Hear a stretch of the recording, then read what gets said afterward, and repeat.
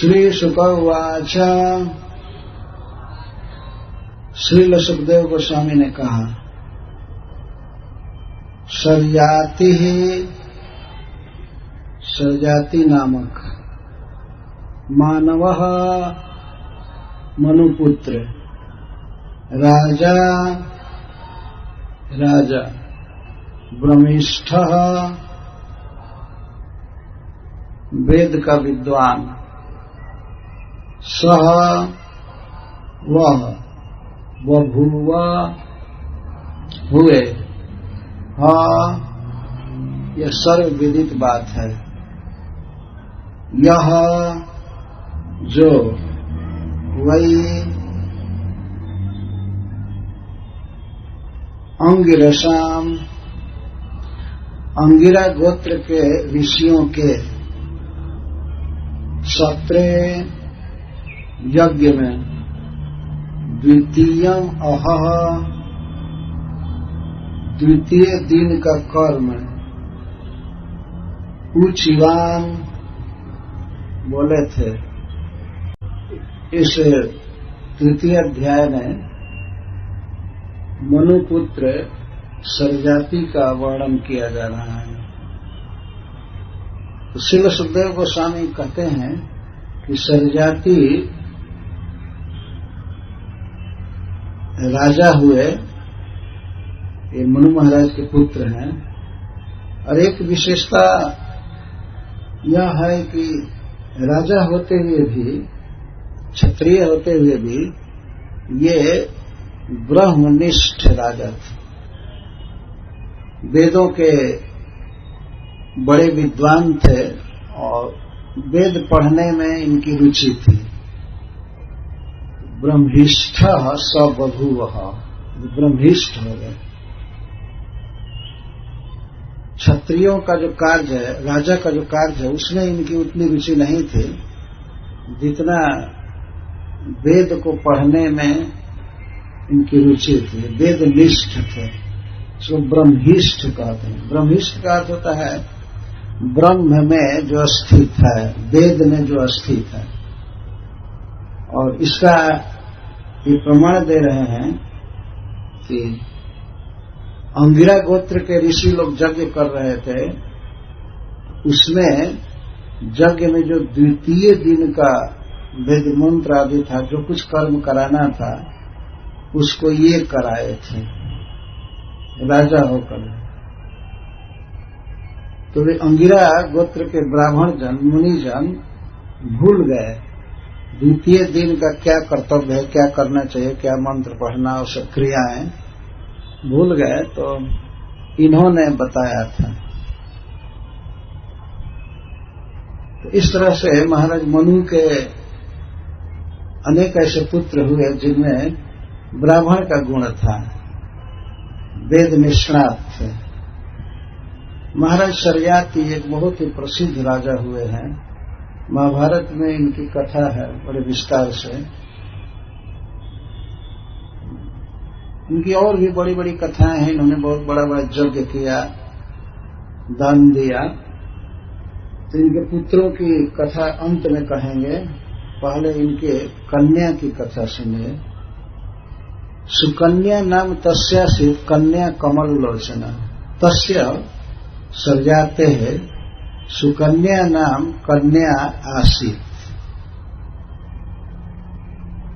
इनकी एक कन्या थी जिसका नाम था सुकन्या। सुकन्या, सुका अर्थ सुष्टु, सुंदर। उसका नाम ही सुकन्या था। और कमल लोचना, यह परम सुंदरी थी। कमल लोचना कहकर श्रील सुखदेव गोस्वामी उसके सौंदर्य का वर्णन कर रहे हैं। बहुत सुंदरी थी। तया सार्धम बनगतो ह्य गमच्यवनाश्रमम। एक बार महाराज जजाति अपनी सेना के साथ, मंत्रियों के साथ और अपनी रानी के साथ वन में गए। उस समय सुकन्या को भी वे साथ न लिए थे। तया सार्धम, तया सुकन्या के साथ वनगत, वन में गए थे। पहले ही कहा जा चुका कि महाराज शर्याती ब्रह्मिष्ठ थे, वेदों के विद्वान थे, अतः यज्ञ करने में इनकी बहुत रुचि थी और राजा थे ही, तो प्रायः वन में ऋषियों के आश्रम में जा करके यज्ञ किया करते थे।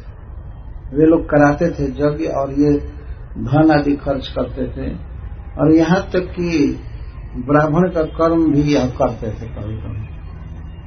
तो वनगतः, वन में गए थे। तो वन में भ्रमण करते करते, घूमते घूमते एक बार ये च्यवनाश्रमम गतः, च्यवन मुनि के आश्रम पर गए। च्यवन आश्रमम ही अगमत, गए। एक विचित्र घटना है। सा सखी परिवृता, वह सुकन्या अपने सखियों के साथ थी, अनेक सखियां थीं, तो सखी भी परिवृता, सखियों से घिरी थी। विचिन्वंती अंघ्रिपान वने, वन में वृक्षों की शोभा देख रही थी। स्वाभाविक बहुत सुंदर वन था, तो वन में अनेक वृक्ष थे, उन वृक्षों को देख रही थी। और विचिन्वंती, कोई फूल कभी तोड़ती थी, कभी कुछ शोभा देखती थी, वन की शोभा देखते हुए घूम रही थी सखियों के साथ। सा सखी भी परिवृता विचिन्वंत अंघ्रिपान बने, अंघ्रिपान जो अपने चरण से पीते हैं, अर्थात वृक्ष, वृक्षों की शोभा को देखते हुए घूम रही थी। तो बल्मीक रंध्रे ददृशे खद्योते इव ज्योतिषी, खद्योते इव ज्योतिषी। तो घूमते घूमते एक स्थान पर सुकन्या ने अपने सखियों के साथ एक बल्मीक देखा। बल्मीक का अर्थ होता है जहां पर दीमक मिट्टी का घर बनाते बनाते ऊंचा कर देते हैं, उसको बल्मीक कहते हैं। गांव के लोग देखे होंगे जहां तहां गांव में, शहर वाले के लिए तो अब कोई दिखाएगा तब न कि क्या बात नहीं करना। उन बच्चों को पीछे मना कीजिए, वो लोग यहाँ खेल ना करें, कोई भी बच्चा दौड़े नहीं, और कोई भी ओ माता जी उधर क्या मीटिंग कर रही हैं बैठकर, सब लोग ध्यान इधर रखें। सुकन्या ने देखा बल्मीक को। बल्मीक कहते मिट्टी जमा करते करते उस पर घास भी आ जाता है। तो ऐसा था कि उस वन में च्यवन मुनि का आश्रम था, वहां च्यवन मुनि जो भृगुवंशी ब्राह्मण थे, बहुत ही तेजस्वी, बहुत बड़े, तो वे तप कर रहे थे, ध्यान कर रहे थे। ध्यान करते करते उनके शरीर पर दीमक मिट्टी जमा कर दिए थे, सारा शरीर ढक गया था मिट्टी से, बल्मीक से। तो बल्मीक के एक जगह छेद था, रंध्र, दो छेद था, वहां से उनकी आंखें दिखाई पड़ रही थी, चमक रही थी आंखें, खद्योते इव, जैसे दो जुगनू चमके, ऐसे बहुत कम चमक थी लेकिन बड़ा विचित्र। उसने देखा तो सुकन्या ने ये विचार नहीं किया कि कोई आदमी है इसके भीतर, उसने सोचा कि कोई रत्न है, क्या है, चमक रहा है, वो जीव नहीं समझी। उसकी सखियां भी थी, उनसे कही कि देखो सखी ये क्या चमक रहा है। तो उन लोगों ने भी ये नहीं कहा कि कोई मनुष्य है, उनको जानकारी नहीं थी या ऋषि है। एक तो सारा शरीर ढक गया था मिट्टी से, इसलिए बिल्कुल पता नहीं चल रहा। पहले के लोग ऐसी तपस्या करते थे, खान पान तो बहुत पहले छोड़ देते थे, केवल सांस लेते थे, और एक जगह निश्चल रहने से दीमक धीरे धीरे शरीर पर जमे होते थे, चमड़े को भी खा जाते थे, चींटियां भी खा जाती थी, और हड्डी भर रह जाती, फिर भी प्राण रहता। ऐसे भारी तप करते थे। एक जगह पर इस तरह से बिना पानी पिए, बिना खाए और भगवान का ध्यान करना, इस तरह से तपस्या करते थे। च्यवन ऋषि इतने महान ऋषि थे कि शरीर पर दीमक भर गए, सब जगह दिखाई नहीं पड़ रहे। क्या तपस्या थी पहले। आज का आदमी तो सोच भी नहीं पाएगा इस बात को कि ऐसे भगवान का ध्यान करना चाहिए। महाभारत में एक कथा है, एक जाजली ऋषि थे, जाजली जबाल, वो खड़े होकर तपस्या कर रहे थे तो उनके जटा में पक्षियों ने घोंसला बना लिया। वो अलग से तृण लाने की जरूरत नहीं पड़ी, घोंसला बनाने के लिए तृण की जरूरत नहीं पड़ी, उनके केस में ही घुस करके और लोग अंडा भी दे दिया, अंडा बच्चा बनकर उड़ भी गए। इतना खड़े थे, ऐसे तपस्वी थे। और उनको इस बात के लिए बड़ा अभिमान था कि हमारे जटा में पक्षी अंडा दिए और बच्चा पैदा हुए थे। ये कथा है महाभारत में। च्यवन मुनि भी इस तरह से एक सुप्रसिद्ध तपस्वी भृगुवंशी ब्राह्मण थे। तो जब बल्मीक रंध्रे दब्ध से खद्योते युवक ज्योति से, दो ज्योति देखा, चमक रही थी दो ज्योति। उन लोगों को पता नहीं था कि ये च्यवन ऋषि हैं और च्यवन ऋषि के शरीर पर बल्मीक बना हुआ है, कुछ पता नहीं।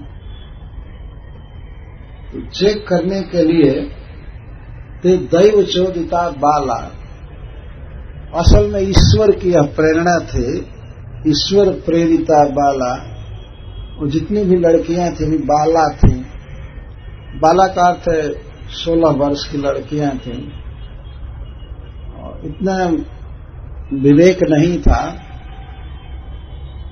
खेल खेल में ही स्वाभाविक बाल चपलता के कारण वो लोग देखने लगी। तो सुकन्या ने कांटा से उनको निकालना चाहा। उसको लगा कि कोई रत्न है, चमक रहा है, तो कांटा से ऐसे निकालना चाहा। दोनों जो ज्योति दिखाई दे रहे थे उसको निकालना चाहा तो वे कांटे धंस गए च्यवन मुनि के आंख में और उधर से बहुत खून बहा। अब ये लड़कियां सब डर गई, वो तो जान गई कि किसी ऋषि का ये नेत्र था और खून बह चला। तो लोग कुछ कही नहीं, राजा सरगाती के भय से कुछ कही नहीं। लेकिन उसी समय क्या हुआ कि इस तरह से जब अपराध हुआ एक ऋषि का, तो जितने भी पुरुष थे वो गए थे वहां पर, सैनिक, राजा सरगाती, चाहे कोई भी, सबका पेशाब और मल रुक गया इस अपराध से। किसी किसी को उस समय पेशाब लगा भी था, लेकिन अब पेशाब लगा है लेकिन उतर नहीं रहा था सबका। ये एक ऋषि का अपराध करने से हुआ। सुखदेव गोस्वामी कहते हैं, ते दैव चोदिता बाला ज्योतिषी कंठ के नवई अविध्यन मुग्ध भावे न सुश्रावा श्रित तो बस बहु। कांटे से छेद किया उसमें ज्योति में, लेकिन मुग्ध भावे न, ये बेचारी लड़कियां ऐसे मुग्ध भाव से, जानकारी नहीं थी, देखना चाहती थी क्या है, कोई रत्न है, चमक रहा है, हीरा है क्या। सक्रीन मूत्र निरोधो भूत सैनिका नाम तत्क्षणा जब ही आंख फूटी च्यवन ऋषि जी की और खून बहा, उसी समय सकृत मूत्र निरोध, मल मूत्र का निरोध हो गया। सैनिका नाम च, और पुरुषों का तो हुआ ही, सैनिकों का भी पूरा, जो सेना गई थी साथ में सब, और सब छटपटाने लगे। राजर्षि तमुपालक्ष्य पुरुषन विस्मितो ब्रवीत, राजर्षि सरयाती विस्मित हो गए इस घटना से और वे विस्मित होकर के, चकित होकर के अपने सभी पुरुषों से पूछने लगे, जो भी उनके साथ गए थे सबसे पूछने लगे। अप्यभद्रम जुष्माभिर भार्गवस्य विचेष्टितम व्यक्तिम केनापि नस्तस्य कृतम आश्रम दूषणम। वे कहते हैं कहीं हमारे आदमियों से भार्गव जी का, च्यवन जी का कोई अपराध तो नहीं हुआ है, किसी ने कुछ यहाँ गलत काम तो नहीं किया। व्यक्तम केनापि नस्तस्य कृतम आश्रम दूषणम। निश्चित ही हम लोगों में से किसी ने इस आश्रम पर आकर के और अपराध किया है, निश्चित। अब वो लगे पूछताछ करने सबसे, तुमसे कोई अपराध हुआ, तुमसे कोई अपराध हुआ। गलत जगह पर पेशाब भी कर देना, जहां पेशाब करने का जगह नहीं है, वो भी एक अपराध ही होता है। और इसीलिए आज के युग में इतना लोगों को कब्ज होता है, ये कोई न कोई अपराध है, चलता है जो भी हो।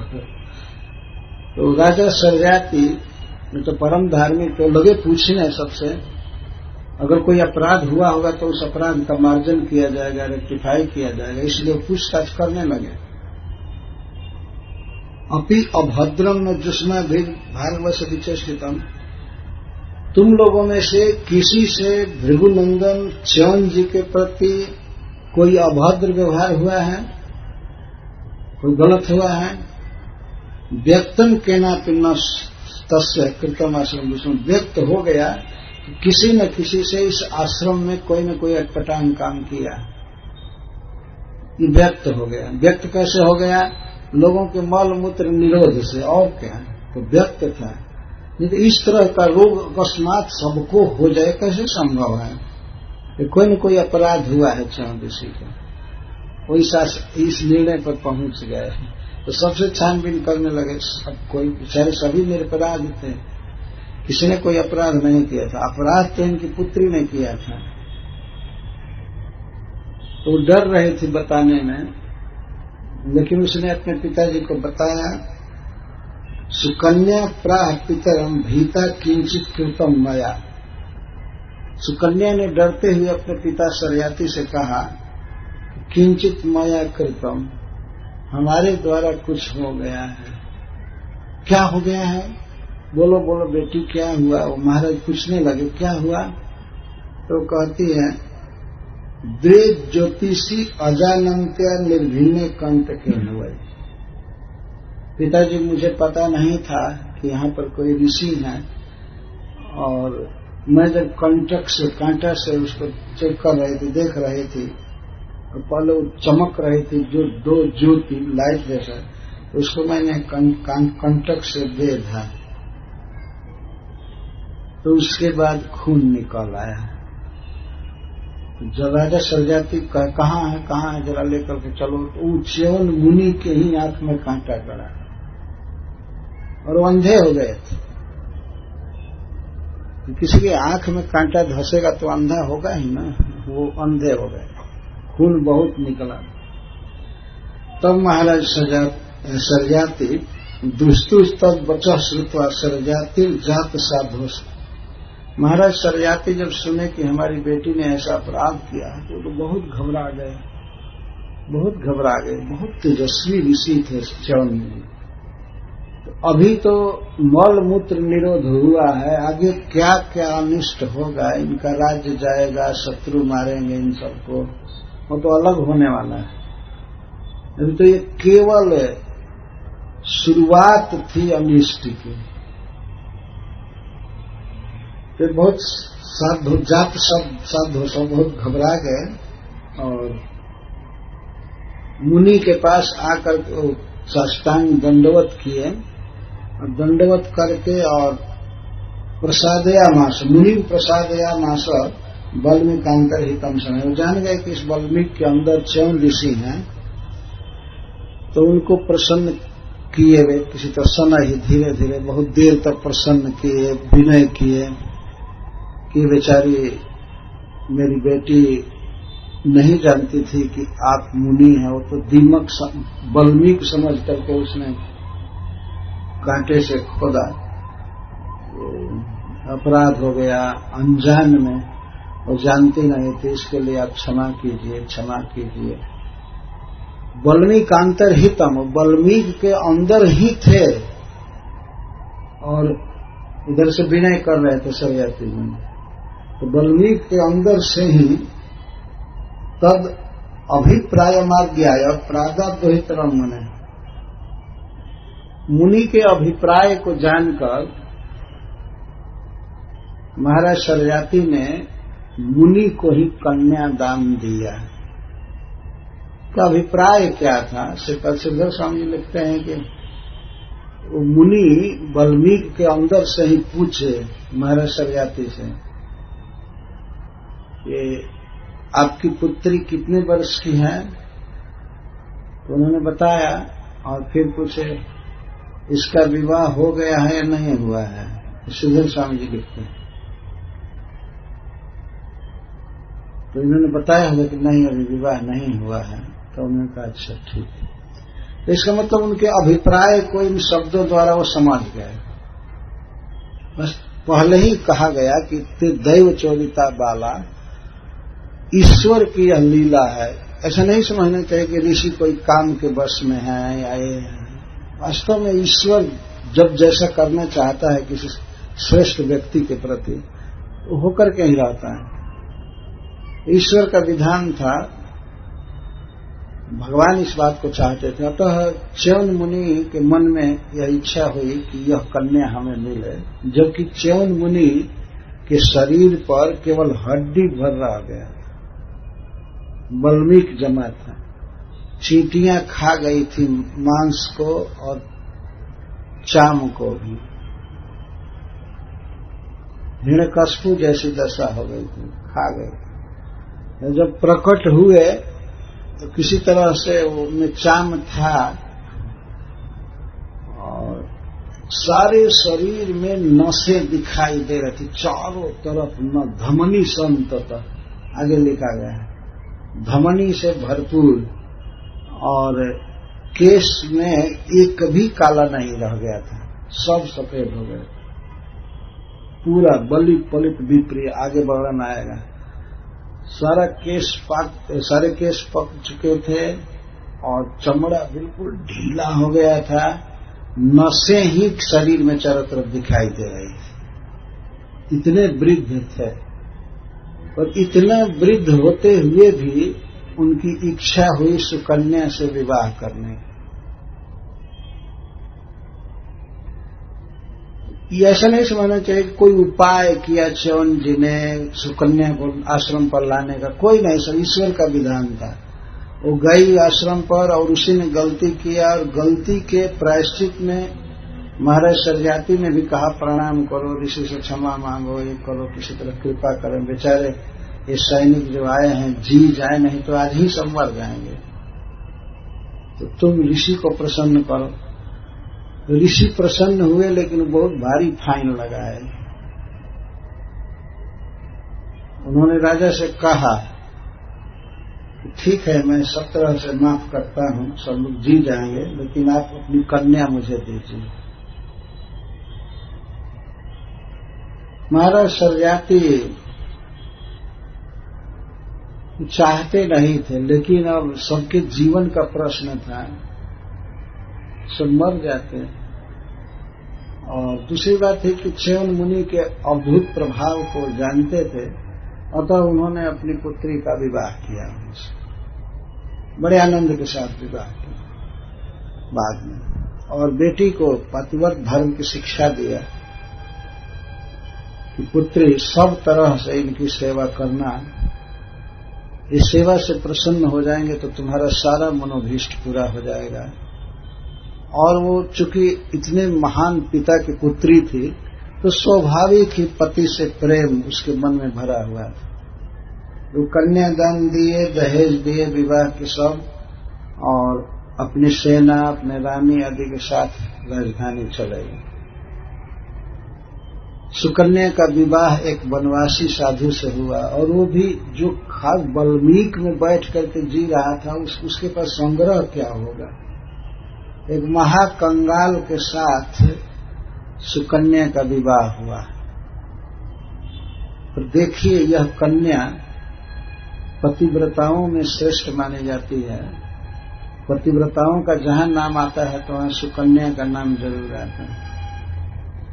सुकन्या च्यवनम प्राप्य पतिम परम कोपनम प्रीणयामास चित्तज्ञा अप्रमत्तानुवृत्ति भी। सुकन्या का जब विवाह हुआ परम क्रोधी च्यवन मुनि के साथ, सुकन्या बहुत गुणवती कन्या थी। यह चित्तज्ञा च्यवन मुनि के अपने पति के चित्त को जानती थी। इनको कब क्या इच्छा हो रही है, ये क्या चाहते हैं, इसको जान जाती थी बिना कहे। कभी च्यवन मुनि को कहना नहीं पड़ा कि अब जरा पानी दो या पंखा झलो या वहां से खड़ा उठा करके दे दो, ये कहना नहीं पड़ा। चित्तज्ञा, चित्त की बात जानने वाली थी। अप्रमत्ता, कभी प्रमाद में नहीं। ऐसा नहीं था कि कभी च्यवन मुनि इसको ऐसे पकड़ने की जम्हा रही हो, कुर्सी पर बैठ करके झपकी आ रही हो या सो गई हो, नहीं, बिल्कुल सावधान थी। अप्रमत्ता, अनुवृत्ति भी प्रीणयामास। च्यवन मुनि के मन में जो संकल्प होता था उसके अनुसार इसका व्यवहार था और तुरंत पूरा करते थे। और इस तरह से अपने कर्तव्य से, पति की सेवा से इसने च्यवन मुनि को पूर्णतः प्रसन्न कर लिया। प्रीणयामास, प्रसन्न कर लिया। सुखदेव गोस्वामी एक तरफ तो कहते हैं परम कोपनम च्यवनम पतिम प्राप्त, परम क्रोधी च्यवन मुनि को पति रूप में पाया, पर ऐसे पति को भी सेवा से प्रसन्न कर लिया। यह विशेषता है पतिव्रता स्त्री। बिल्कुल प्रसन्न कर लिया और वो रहने लगी। उसने वो एक राजा की पुत्री थी, सजाति महाराज की, परंतु पति के प्रति कभी ऐसा अभिमान नहीं हुआ कि मैं इनसे बढ़ करके हूं, मैं राजा की बेटी हूं, मैं आराम से रहूंगी, आराम से खाऊंगी और आपको भजन करना है, मरना है, मरिए, हम क्यों ऐसे रहे। आजकल की स्त्री तो ऐसे भी कह सकती है, आपको मंगलारती में उठकर मरना हो, जाइए मरिए, हमको सोने दीजिए। इस तरह की नालायक स्त्रियां होती हैं इस युग में, किसी काम की नहीं। पति की सेवा करने में ही स्त्री का उत्कर्ष है, यही उसका धर्म है। ये शास्त्र कहता है। तो पति मिले हैं एक नंबर के क्रोधी, और वह भी एकदम बूढ़ा पति, जिसकी केवल नसें दिखाई दे रही हैं, बाल पका हुआ, सिर हिल रहा है, कांप रहा है। तो उस दशा में भी उनको स्त्री की कामना हो गई। ये भगवान की इच्छा थी। तो विवाह हुआ। पतिव्रता सुकन्या सारा अहंकार छोड़ करके, आलस्य छोड़ करके, अपने पति के मनोवृत्ति को देख करके उसने सेवा किया।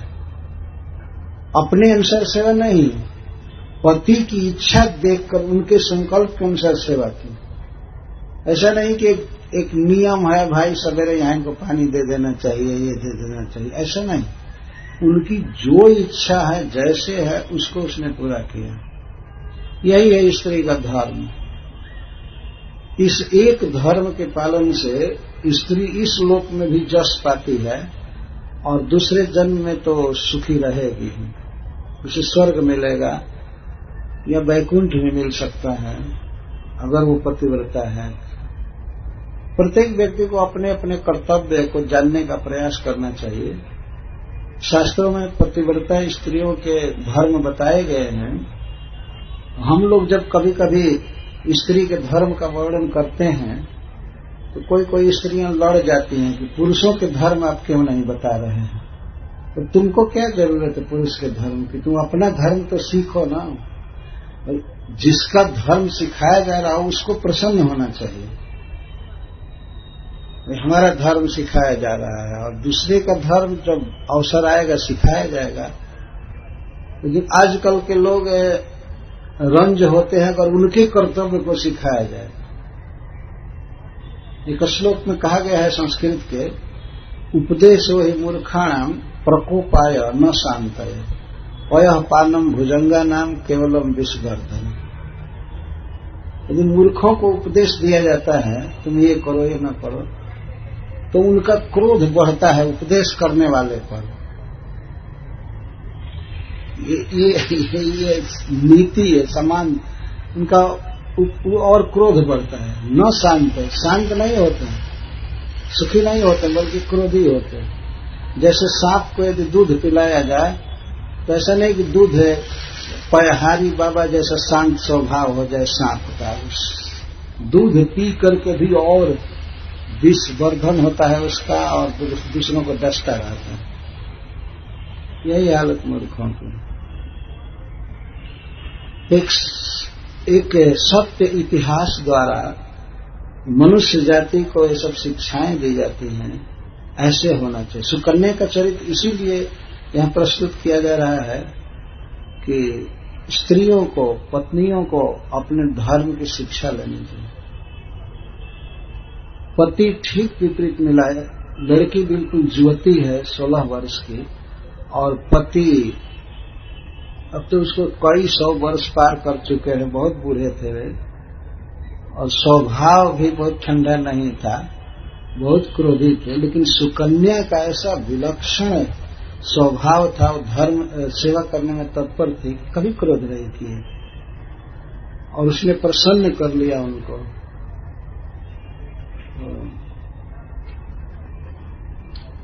कस्यचित् तत्कालस्य नासक्तौ आश्रमागतौ तौ पूजयित्वा प्रोवाच बचो में दत्तम ईश्वर।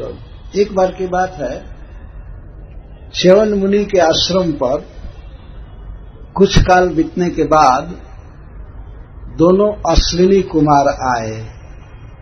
अश्विनी कुमार देवता हैं, लेकिन देवराज इंद्र और सब देवता इनको अपने पंक्ति में भोजन नहीं करने देते थे। यज्ञ होता था तो यज्ञ में अगर उनको हिस्सा दिया जाता था तो उनके साथ इनको यज्ञ भाग नहीं दिया जाता था। जबकि वे श्रेष्ठ देवता है फिर भी क्यों नहीं दिया जाता था? क्योंकि दोनों वैद्य थे, डॉक्टर थे। डॉक्टर का अन्न बहुत अशुद्ध माना जाता है और उन लोगों को हीन समझा जाता, इसीलिए और देवता लोग इनको अपने लाइन में नहीं बैठने देते।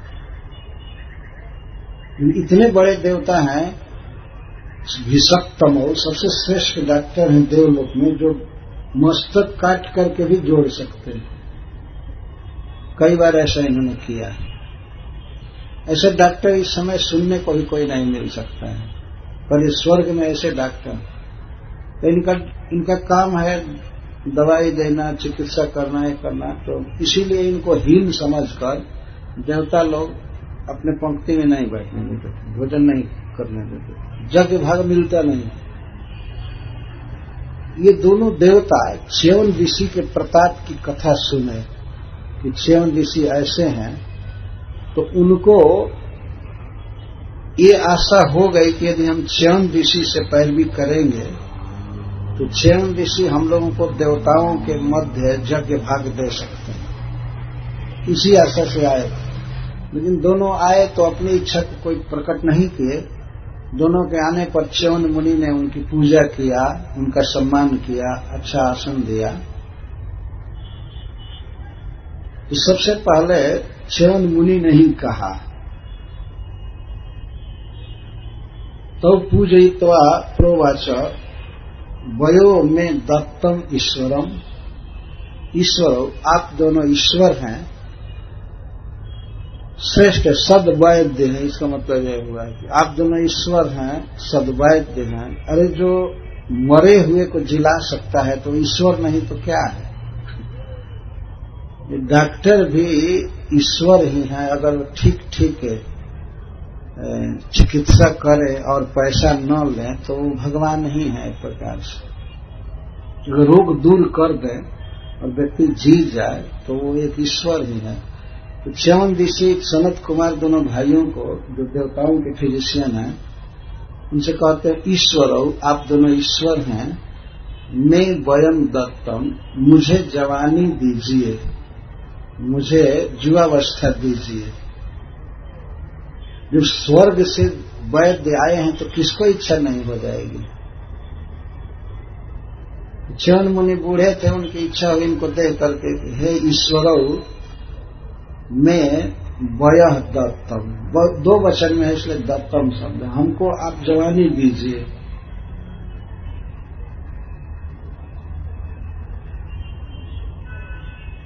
च्यवन मुनि ने उनके लिए फीस भी निर्धारित कर दिया। ग्रहम गृहीष्ये सोमस्य यज्ञे वामप्य सोमपो, मैं आप दोनों को समस्त देवताओं के पंक्ति में बैठाकर आपको यज्ञ भाग दूंगा, सोम यज्ञ करूंगा और उस यज्ञ का भाग आप लोगों को मैं दूंगा। च्यवन ऋषि की ये शक्ति। लेकिन आप लोग कृपा करके हमको जवानी दीजिए और सुंदरता दीजिए। क्रियता में वयो रूपम प्रमदा नाम जदीप्सितम, आप हमको इतना सुंदर बनाइए, इतना सुंदर हमको बनाइए और युवक बनाइए कि जिससे कि प्रमदाओं का चित्त हमारे तरफ आकृष्ट हो। कोई भी सुंदरी से सुंदरी स्त्री हमको देख करके मोहित हो जाए। या जो रूप है जवानी और सौंदर्य युवती स्त्रियों को प्रिय होता है वो हमको दीजिए। प्रमदा नाम जद ईप्सितम तद वयः दत्तम। क्रियतन में वयो रूपम, मुझे जवानी दीजिए और मुझे सुंदरता दीजिए। प्रमदा नाम जद ईप्सितम, जिसकी इच्छा प्रमदाएं किया करती हैं। तो इतने दुर्लभ देवता आए हैं, सबसे बड़े फिजिशियन स्वर्ग लोक के, उससे जवानी चाहते हैं। लेकिन ये भी जानते हैं कि इनको यज्ञ भाग नहीं मिलता है तो मैं इनको यज्ञ भाग दिला करके रहूंगा। ये इनको जवानी दे, वो उनको यज्ञ भाग देंगे। यह सुनकर दोनों अश्विनी कुमार बोले, वाढ़, ठीक है, आपकी बात स्वीकार है। इति उचतुर विप्रम अभिनंद अभिषक्तनो, ये दोनों वैद्य शिरोमणि हैं। इन्होंने तत्काल ही सिद्ध जड़ी बूटियों से एक रसायन बनाया, कई जड़ी बूटी मिला करके रसायन बनाया और एक कुंड जैसा, छोटा सा कुंड जैसा बनाया रसायन। और इन दोनों ने कहा कि हम आपको तत्काल युवक बना देते हैं और सुंदरता देते हैं। हरदम प्रवेश निमज्जताम भवान अस्मिन हृदय सिद्ध विनिर्मित, आप इस हृद में, इस कुंड में स्नान कीजिए। दोनों वैद्य शिरोमणियों का बनाया हुआ रस था। केवल स्नान करने मात्र से च्यवन ऋषि युवक हो जाएंगे और परम सुंदर। तो आप उन दोनों ने, अश्विनी कुमारों ने कहा कि आप इसमें स्नान कीजिए। निमज्जताम भवान अस्मिन हृदय, इस हृदय में आप स्नान कीजिए। स्नान करने का थोड़ा डूबिए, थोड़ा डूबिए कुछ देर तक में, 1-2 मिनट, जब तक सांस फूल न जाए तब तक आप डूबिए। सिद्ध विनिर्मित हृदय, ये सिद्ध औषधियों से बना हुआ हृदय है, ये रस है, इसमें आप डूबिए। इत्युक्त्वा जरया ग्रस्त देहो धमनि संततः हृदम प्रवेशितोऽस्मिभ्यां बलि पलित विप्रियः। इत्युक्त्वा जरया ग्रस्त देहो, इस प्रकार से जब उनसे कहा गया तो च्यवन मुनि जरया ग्रस्त देह, बुढ़ापा से उनका देह ग्रस्त था। सिर से लेकर के पैर तक सब जगह बुढ़ापा का आक्रमण था, ग्रस्त देह। कोई भी व्यक्ति वास्तव में बूढ़ा बनना नहीं चाहता है, लेकिन उसे ग्रस्त कर लेती है बुढ़ापा, है ना। कोई आज तक ऐसा नहीं हुआ जो इच्छा किया हो कि हाँ ठीक है, हे बुढ़ापा तुम आओ, अब मैं बहुत दिन जवान रह गया, अब मैं बूढ़ा होना चाहता हूं। कोई नहीं स्वीकार कर। केवल एक व्यक्ति पूरे इतिहास में बुढ़ापा को पसंद किया, वो हैं जजाति महाराज के छोटे पुत्र पुरु। वो पिता से ले लिए थे बुढ़ापा अपनी इच्छा से। बाकी आज तक कोई भी इस काल कन्या को पसंद नहीं किया। बुढ़ापा को काल कन्या कहते हैं, कोई पसंद नहीं किया। लेकिन महाराज जजाति के पुत्र पुरु महाराज ने स्वीकार किया, तो बुढ़ापा ने प्रसन्न होकर के उनको बहुत बड़ा वर दिया कि महाराज जजाति के किसी भी बेटों को राज नहीं दिया जाएगा, जिसने बुढ़ापा को स्वीकार किया है उसी को दिया जाएगा। तो पुरु ही राजा बने। नारद जी कथा कहते हैं तो कहते हैं कि बुढ़ापा ने वर दिया उसको। बुढ़ापा ने वर नहीं दिया, तो पिताजी ने जजाति महाराज ने वर दिया। पर जो कुछ भी हो, एक व्यक्ति बुढ़ापा को पसंद कम से कम किया है, बाकी आज तक कोई पसंद नहीं करता है।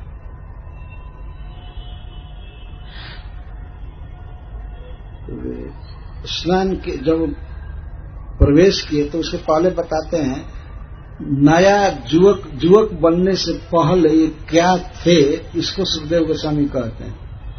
क्या इनकी दशा थी?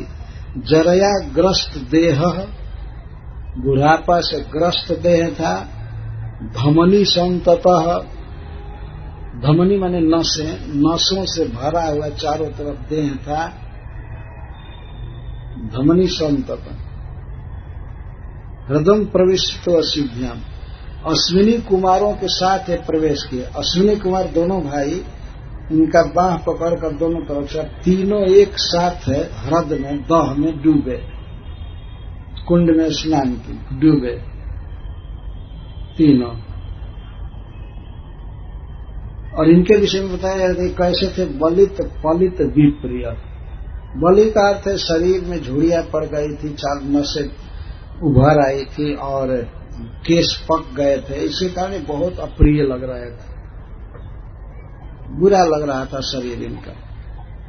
ऐसे ऋषि को दोनों ओर से पकड़ करके अश्विनी कुमार डूबे पानी में, सिद्ध रस में।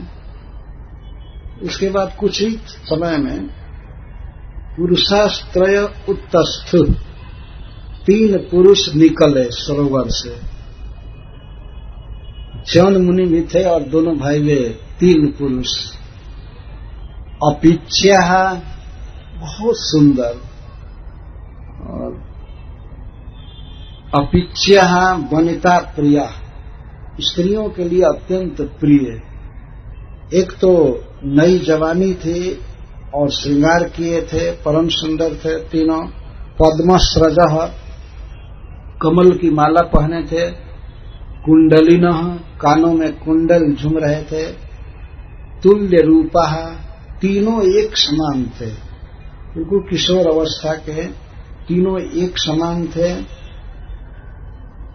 और सुवासस, तीनों बहुत सुंदर कपड़ा पहने थे, बहुत सुंदर वस्त्र पहने थे।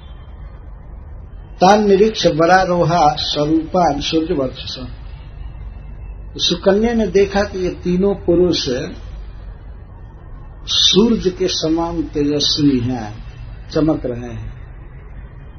जब च्यवन मुनि में और सनत कुमारों में बात हो रही थी तो सुकन्या वहीं थी, और उसने ये देखा कि तीनों सिद्ध रस के सरोवर में स्नान कर रहे, डूबे, और डूब करके निकले तो सनत कुमार भी पहले से अधिक सुंदर हो गए। दोनों भाई पहले से अधिक सुंदर और उन्हीं के समान च्यवन मुनि भी हो गए। तान निरीक्ष बरारोहा स्वरूपन सूर्यवर्चस अजानती पतिम साध्वी अश्विनौ शरणम यजौ। वो बेचारी नहीं पहचान पाई कि तीनों में हमारे पति कौन हैं। कैसे पहचाने? पति तो बिल्कुल बूढ़े थे, 100 बरस से ऊपर के बूढ़े ऐसे, और वो डूबे तो वो डूब करके इतने युवक निकलेंगे ये वो पहले नहीं समझ पा रहे थे।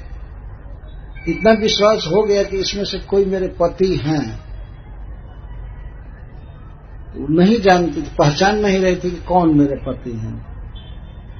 वो तो परम पतिव्रता स्त्री थी, ऐसा नहीं था कि 3 सुंदर पुरुष हैं तो उसमें से कोई भी एक चुन लो, नहीं, परम पतिव्रता नारी थी। वो अपने पति को ही वर्ण करती तो नहीं जानती थी। अतः दोनों अश्विनी कुमार जो देवता हैं उन्हीं के शरण में गए, उन्हीं से विनय करने लगी कि कृपया हमारे पति को बता दीजिए, अब तीनों में से कौन है मेरे पति। उसने भी कहा कि आप 2 व्यक्ति एक तरफ हट जाइए और संकेत कीजिए कि ये तुम्हारे पति। इतनी पतिव्रता स्त्री थी, तीनों एक समान थे, फिर भी उसने अपने पति से ही अनुराग रखा। तीनों एक समान हैं तो क्या हुआ, हमारे पति को बताइए, मैं आपकी शरण में हूं। अश्विनौ शरणम गतौ यजौ, उनके शरण में गई, क्योंकि ये देवता हैं, उनको प्रणाम करने लगी और उनसे पूछे मेरे पति कौन है। तो दर्शयित्वा पतिं तस्यै पातिव्रतेन तोषितौ, साध्वी थी, पतिव्रता थी। तो अश्विनी कुमार दोनों एक तरफ हो करके और संकेत किए कि ये तुम्हारे पति हैं। दोनों प्रसन्न थे। सुकन्या के पातिव्रत धर्म से दोनों देवता बिल्कुल प्रसन्न थे। ये है पतिव्रता का धर्म। उसने ऐसा नहीं कह दिया कि हाँ तीनों तो एक ही है, कोई बात नहीं, किसी के साथ में रहूं। कितना अंतर है। वो देवता भी परीक्षा ले रहे थे कि इसकी चित्तवृत्ति क्या है। तो उन्हीं के शरण में गए कि नहीं आप देवता हैं, सबके हृदय में रहते हैं, बताइए हमारे पति कौन है, मैं आपको प्रणाम करती हूँ। शरण को पहचान नहीं रही थी कि इसमें से कौन अश्विनी कुमार है, कौन उसके पति है।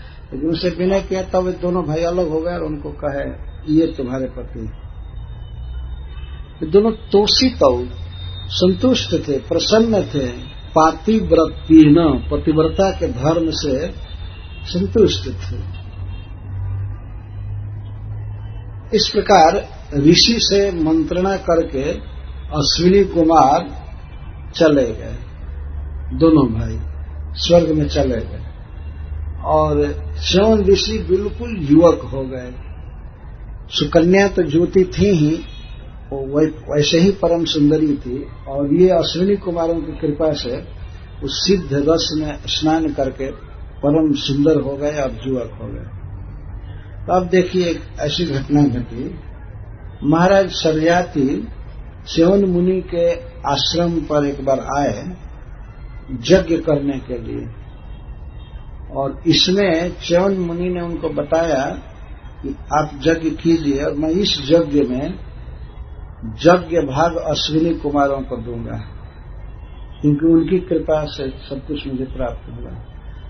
ये बाद में बताएंगे, अभी पता नहीं था, आने पर बताएंगे। तो सुखदेव गोस्वामी कहते हैं कि जक्षमाणोथ शर्याती च्यवनस् आश्रमम गत, एक अपूर्व यज्ञ करने के लिए जिस यज्ञ में अश्विनी कुमारों को यज्ञ भाग देना है, तो शर्याती महाराज गए च्यवन मुनि के आश्रम पर। तो देखे कि एक वन प्रदेश में एकांत में उनकी पुत्री सुकन्या बैठी है, और उसके बगल में उसके दाहिने तरफ बहुत सुंदर पुरुष बैठा है जो सूर्य वर्चस्व सूर्य की तरह चमक रहा है। ऐसा देखा राजा ने। सुखदेव जी कहते हैं ददर्श दुहितु पार्श्वम पुरुषम सूर्य वर्चसम, अपनी पुत्री के बगल में देखे सूर्य के समान तेजस्वी कोई पुरुष बैठा है। देखते ही उनके मन में शोक छा गया है। वो बिल्कुल खिन्न हो गए कि हाय रे, हमारी पुत्री इतना गिर सकती है। च्यवन मुनि जैसे श्रेष्ठ ऋषि को अपने पति के रूप में पा करके और उनका त्याग कर दिया क्या इसने, या किसी दूसरे पुरुष के साथ बैठी। सरजाति महाराज को पता नहीं था कि च्यवन मुनि युवक हो गए हैं अश्विनी कुमारों की कृपा से। वो आए, बड़े खिन्न हो गए देखते ही, विचार करने लगे क्या हो गया इसको। तो सुकन्या तुरंत ही अपने पिताजी को पहचान गई और उठ करके प्रणाम करने आई। तो वो प्रणाम करने आई। जब उसने प्रणाम किया तो सुखदेव गोस्वामी जी यहाँ कह रहे हैं कि राजा दुहितरम प्राह कृत पादाभिवंदनाम, सुकन्या अपने पिताजी के चरणों में प्रणाम की, अभिवंदना की। लेकिन महाराज सरजाति आशीष अप्रयुंजन नत प्रीत मनायो, कोई आशीर्वाद नहीं दिए। हमेशा आशीर्वाद देते थे अपनी बेटी को, अपने गले से लगा लेते थे। लेकिन इस बार जब उन्होंने देखा कि किसी पर पुरुष के साथ, किसी लंपट 4 पुरुष के साथ ही बैठी है, उनके मन में बड़ा क्रोध आ गया, शोक आ गया। और उसने जब प्रणाम किया तो वे कोई आशीर्वाद नहीं दिए। आशीष अप्रयुंजन, प्रसन्न नहीं थे। नाते प्रीत मनाई हुआ, बिल्कुल प्रसन्न नहीं हुए। और प्रणाम करते ही तुरंत बोलने लगे, चिकीर्षितम ते किमिदम पतिस्तया प्रलम्बितो लोक नमस्कृतो मुनिः जत्वं जराग्रस्तम सत्य सम्मतम विहाय जारम भजसे मुमध्वगम। अरे असत्य, सबसे पहले उन्होंने संबोधन किया। अरे कोल्टा, अरे असत्य, ते इदम किम चिकीर्षितम, तुमने ये क्या किया। सारा लोक जिनको प्रणाम करता है, जो लोक द्वारा प्रशंसित हैं, जो भृगु वंश में उत्पन्न है, महान मुनि हैं, उनको तुमने वंचित किया, उनको धोखा दिया क्या। और उनको धोखा तुमने इसलिए दिया कि जरा ग्रस्तम, वे बुढ़ापा से ग्रस्त थे और तुम्हारे लिए अभिष्ट नहीं थे। अरे असती, ऐसे महान ऋषि को छोड़ करके तुम इस जार के साथ रहने लगी, इस जार पुरुष के साथ, इस लंपट के साथ, जो रास्ता चलने वाला है, आज किसी स्त्री से प्रेम करेगा, कल किसी से करेगा, ऐसे लंपट व्यक्ति से तुमने प्रेम किया। छी छी, तुमने ये क्या किया। चिकीर्षितम ते किमिदम पतिस्तया प्रलंबित, प्रलंबित का अर्थ वंचित, तुमने पति को धोखा दिया। जंतु कैसे पति को तुमने धोखा दिया। लोक नमस्कृत, सब लोग जिसको प्रणाम करते हैं और जो मुनि हैं, भगवान के भक्त हैं, ऐसे ऋषि को तुमने तिरस्कृत किया। और ऐसे महान ऋषि को, पति को छोड़ करके तुम रास्ता चलने वाले इस लंपट पुरुष का भजन कर रही हो, इससे प्रेम कर रही हो। असत्य। फिर शोक में कहने लगे, कथम मतिस्तेव गता अन्यथा सताम कुल प्रसूते कुल दूषणम तिदम। अरे तुमको ये ध्यान नहीं रहा कि तुम किस वंश में उत्पन्न हुई हो। सताम कुले प्रसूता, सज्जनों के, संतों के, महान भगवत भक्तों के वंश में तुम्हारा जन्म हुआ है। शताम कुल प्रसूत, सज्जनों के कुल में तुम्हारा जन्म हुआ। और इस उत्कृष्ट वंश में जन्म लेकर के तुमने अपने कुल पर कलंक लगा दिया। कुल दूषण तु इदम, यह कुल दूषण काम किया। विभर्षि जारम जदपत्र पाक कुलम पितुश्च भर्तुश्च नयश्च धस्तम। तुम ऐसे पति को छोड़ करके और इस जार पुरुष को धारण कर रही हो। और अरे निर्लज्ज, तुमने अपने पिता के कुल को और पति के कुल, दोनों कुल को नरक में भेज दिया। पितुः कुलम और भर्तुश्च कुलम अधः नयसी, अधस्तमः नयसी। नरक नीचे है इस पृथ्वी से, दक्षिण दिशा में नीचे है, और वहां केवल अंधकार रहता है नरक में। नरक में बिजली की कोई जरूरत भी नहीं है, न व्यवस्था है, क्योंकि पापियों को वहां दंड देने के लिए ले जाते हैं, तो वहां पर ये सब कोई लाइटिंग ये सब कुछ नहीं होता है। जब पापियों को किसी आग में जलाया जाता है तो उसी समय थोड़ा थोड़ा प्रकाश आग जलने से होता है नरक में। तो कोई दीपक, लालटेन, टॉर्च कुछ नहीं है, केवल पापियों को मारना है, जलाना, काटना, हाहाकार सुनाई पड़ता है समझो, लेकिन केवल अंधकार भरा रहता है, इसलिए नरक को तमह कहा गया है। महाराज शरियाती कह रहे हैं कि तुम अपने पिता के कुल को और पति के कुल को भी नरक में पटक ले जाओगी, इस तरह का व्यवहार करने। तो बात वो नहीं थी, वास्तव में परम पतिव्रता थे। इस प्रकार पिताजी जब बोल रहे थे, एवं ब्रुवाणम पितरम स्मय माना शुचिस्मिता, सुकन्या उस समय भी गर्भ से थी, और उसके पिता की बात सुन करके भी उसके चेहरे पर मुस्कान आ रहे थे, क्योंकि स्वाभाविक ही चित्त की प्रसन्नता उसके मुख पर आ रही थी। ऐसी नहीं थी कि वह अपने पति को छोड़कर किसी दूसरे पुरुष से प्रेम करें। तो पिताजी बोल रहे थे तो जानते थे कि पिताजी को मालूम नहीं है, इसी से इतना आक्षेप कर रहे हैं। एक ही श्लोक में आप देखिए, सुखदेव जी कह रहे हैं स्मयमाना और शुचिस्मिता। शुचिस्मिता का अर्थ है अत्यंत पवित्र सुख की मुस्कान थी उसके चेहरे पर। पिता की बात से दुखी नहीं हुई, क्योंकि जानते थे पिताजी नहीं जानते हैं, जो जानेंगे कि हमारे पति ही जुवक हो गए हैं तब तो बहुत प्रसन्न हो जाएंगे। तो उसने कहा हंसते हुए, उवाच तात हे पिताजी जामाता तवैस भृगुनंदन, ये जो है वही भृगुनंदन ही आपके जामाता ही इस रूप में हुए।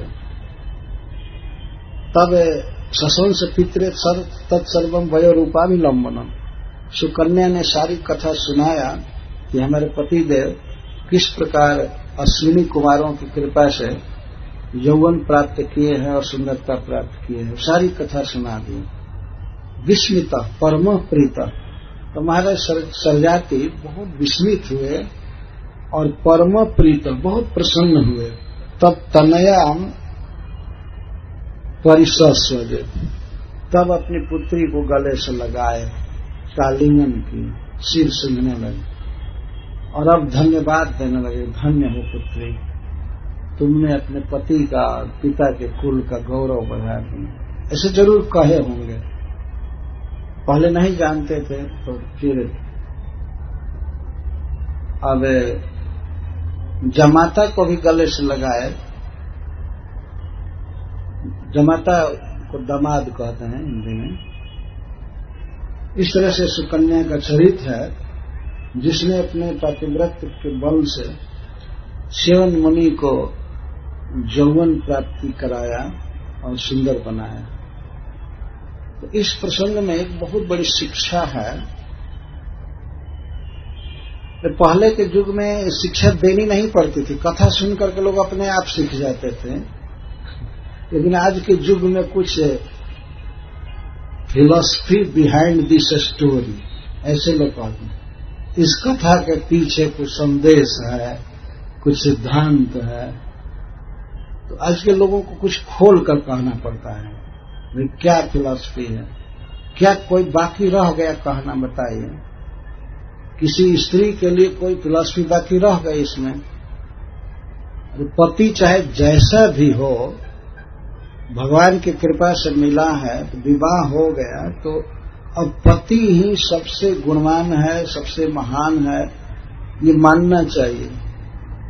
वो भले कम पढ़ा लिखा हो या आयु में ज्यादा हो, वृद्ध हो, फिर भी पत्नी का कर्तव्य है कि उसी से प्रेम करे। उससे प्रेम करने से उसको सब कुछ मिलेगा। और यदि कोई स्त्री अपने पति को वंचित करके और दूसरे पुरुष से प्रेम करती है तो वह पिता के सारे कुल को और पति के कुल को भी नरक में पटकेगी और स्वयं गिरेगी। निश्चित इन सब बातों से प्रकट हो रहा है। च्यवन मुनि एक वृद्ध व्यक्ति थे जिनके पास प्रकट कुछ नहीं था, पर यह था कि वे वेदों के पारदर्शी विद्वान थे और जो यज्ञ भाग दे सकते हैं अश्विनी कुमारों को, तो इसी से समझना चाहिए कितने बड़ी शक्ति उनमें थी। पर फिर भी बाहर की दृष्टि से वृद्ध थे। ऐसे वृद्ध पुरुष से सुकन्या को कोई शारीरिक सुख प्राप्त नहीं हो सकता था, लेकिन फिर भी उसने इसकी परवाह नहीं किया। जब पिता ने कन्यादान कर दिया, विवाह हो गया, तो अब उसे शारीरिक सुख की अभिलाषा नहीं थी, वो तो केवल सेवा के सुख में मग्न रहते थे और सदा सावधान रह करके, आलस छोड़ करके, पति में दोष दृष्टि छोड़ करके और उनकी सेवा कर रही थी। देखिए, अंततः एक दिन सबको बूढ़ा होना है ना? तो ऐसा नहीं है कि कोई बूढ़ा होने से बच जाएगा। बचेगा ये कहीं हालत में कि बूढ़ा होने से पहले ही मृत्यु मार कर ले जाएगी, तो बच जाएगा उसी हालत में बचेगा। लेकिन अगर जीवित रहा ढंग से तो बूढ़ा होना ही है।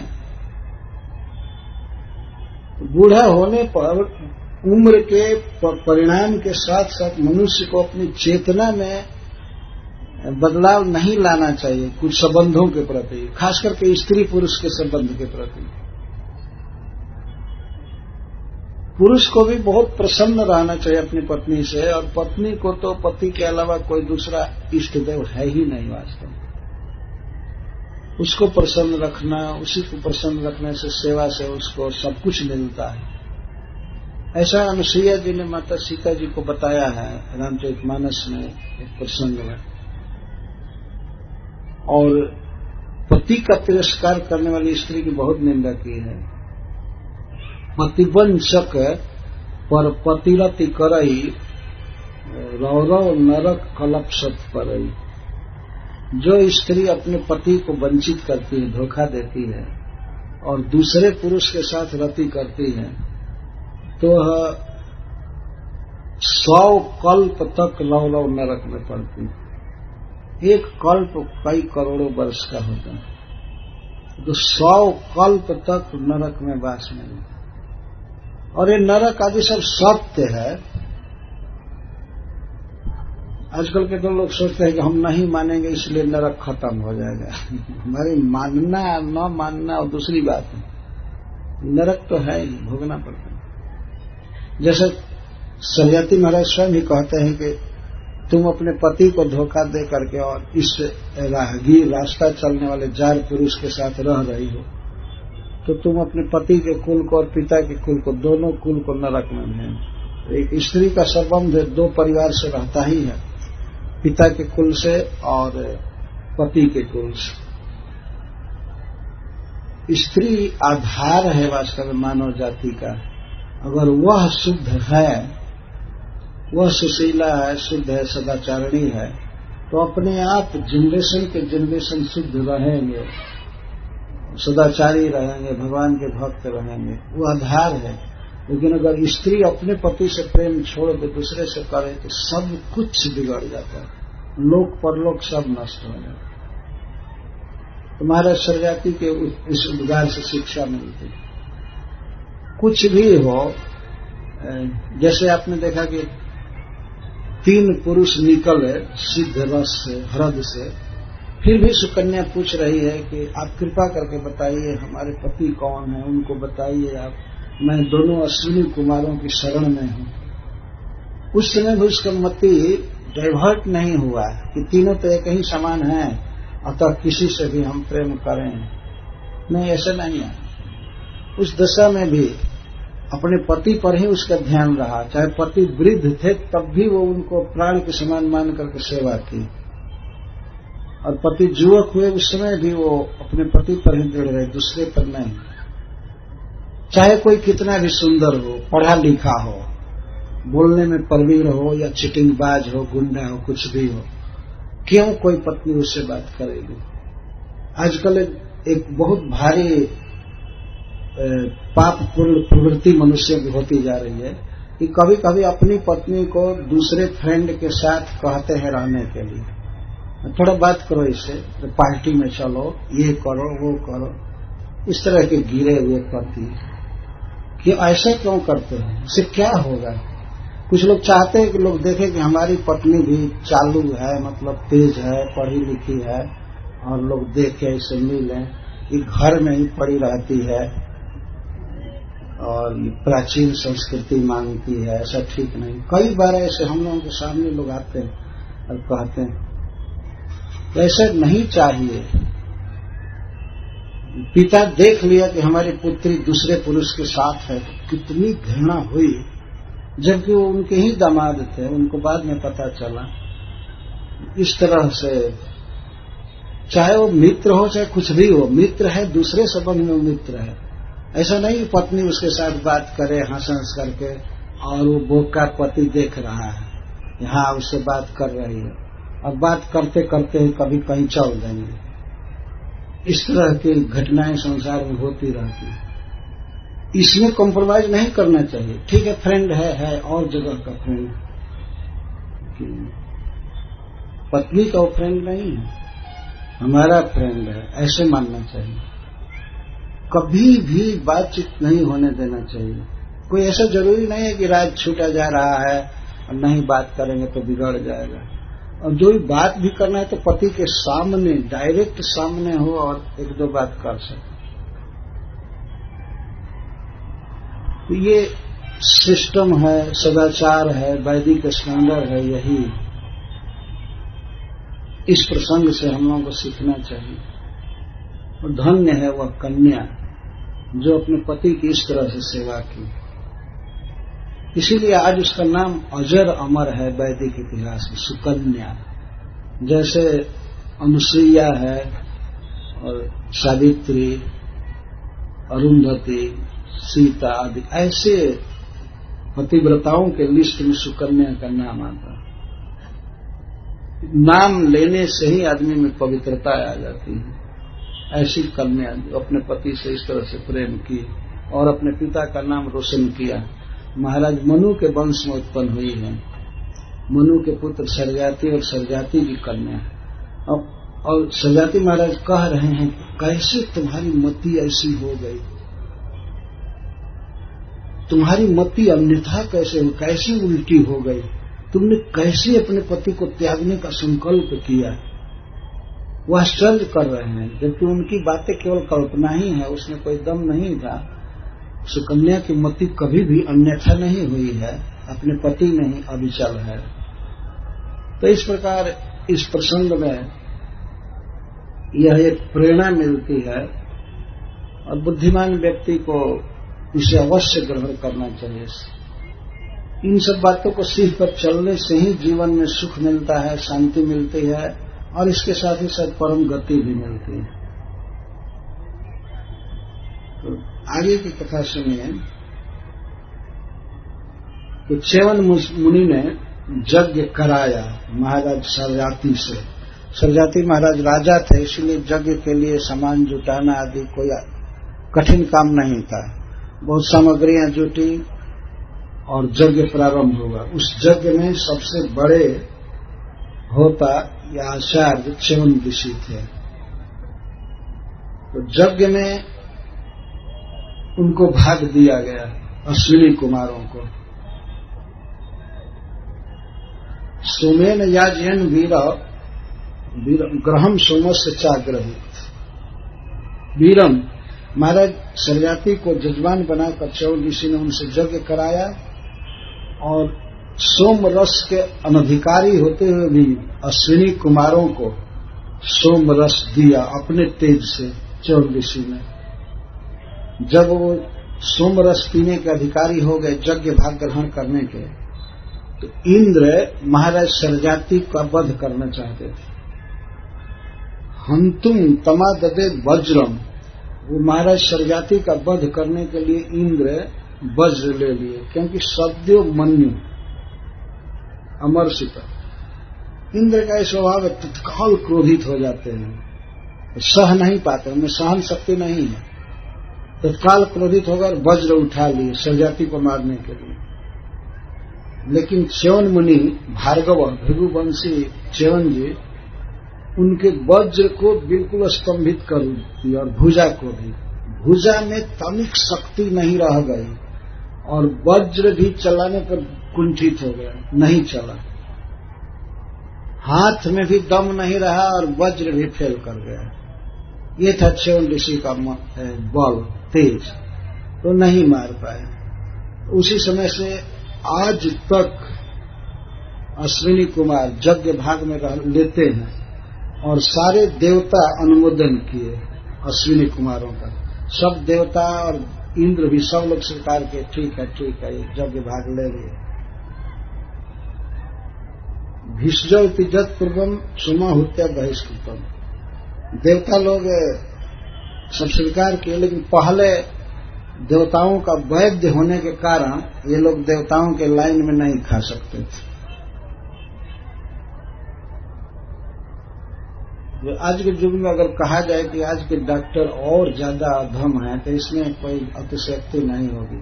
तो पहले के तो वैद्य पैसा नहीं लेते थे, ऐसे चिकित्सा करते थे, फिर भी उनको कुछ हीन कहा गया। और जो हेवी पैसा ले लेकर के दवा देते हैं, उनकी क्या गति होगी। आजकल लोगों ने पढ़ाई और दवाई दो चीज बहुत महंगा कर दिया। पढ़ाई छोटे छोटे बच्चों को सताते हैं, उनसे इतना बड़ा फीस लेना, ये लेना, उनको तो फ्री शिक्षा देनी चाहिए।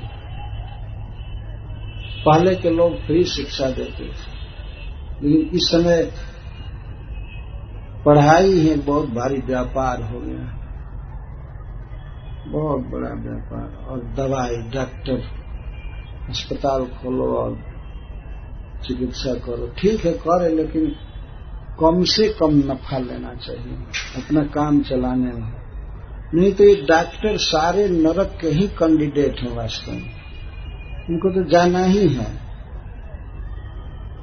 घोर नरक। इसमें पैसा कमा करके भले कुछ रख लें, लेकिन जो दुर्गति होगी वो तो। लेकिन वे डॉक्टर स्वर्ग जाएंगे जो बहुत काम भर पैसा लेते हैं और शरीर से मन से मेहनत करते हैं रोगी को ठीक करने के लिए, वो तो स्वर्ग जाएंगे।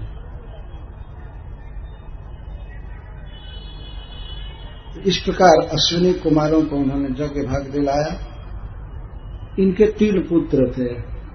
अब सुनिए, कल जैसा बहुत वंश विस्तार नहीं है।